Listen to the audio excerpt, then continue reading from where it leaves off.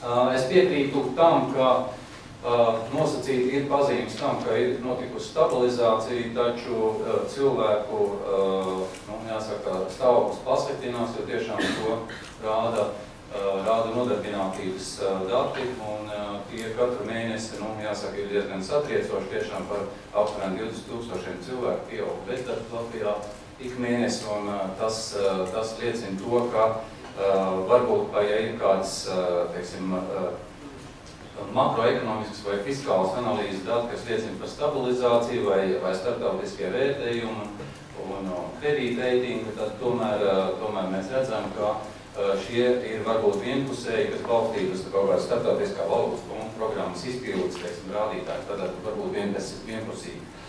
No otras puses, es gribētu teikt, kā iziet no krīzes. Viss centrālais jautājums ir nevis runāt par pensijām, nevis runāt par sociālajiem pabalstiem, bet tātad, kā iziet no krīzes, tas ir izcinājums. Mēs varam sadalīt tikai tik daudz naudas, cik naudas valstī ir pieejams. Lūk, un šeit es gribētu teikt, ka valdībai noteikti būtu viss jāvērš, teiksim, tajā virzienā, tajā programmatiskajā izpildē, kas ir uz ekonomikas stimulēšanu.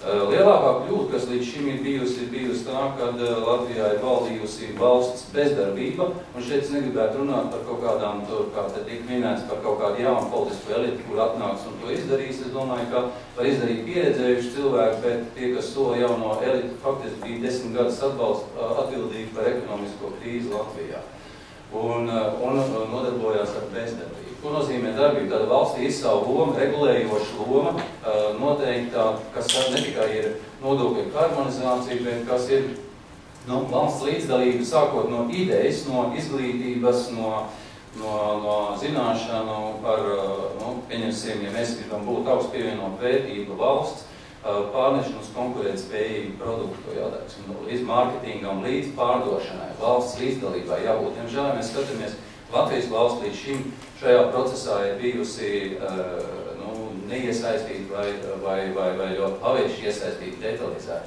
Mēs skatāmies, kas notiek ar investīciju iesaisti. Tātad tas ir jautājums par Latvijas vidi, Latvijas uzticamību investoriem.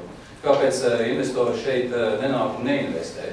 Mums ir redzot veselu virkni faktoru. Arī tas, ka ir ļoti nestabila sociālā bāze, un arī tas, ka cilvēkiem, tā teikt, kā es tur beigšu, cilvēkiem, kuri gribētu Latvijā investēt, viņi tiešām neredz, ka ir šeit konkrēti struktūrāla programma un konkrēti, arī varētu teikt, viņiem izdevīgi noteikumi, lai šeit, pieņemsim, investēt jaunās tehnoloģijās vai ražošanas uzņēmumu.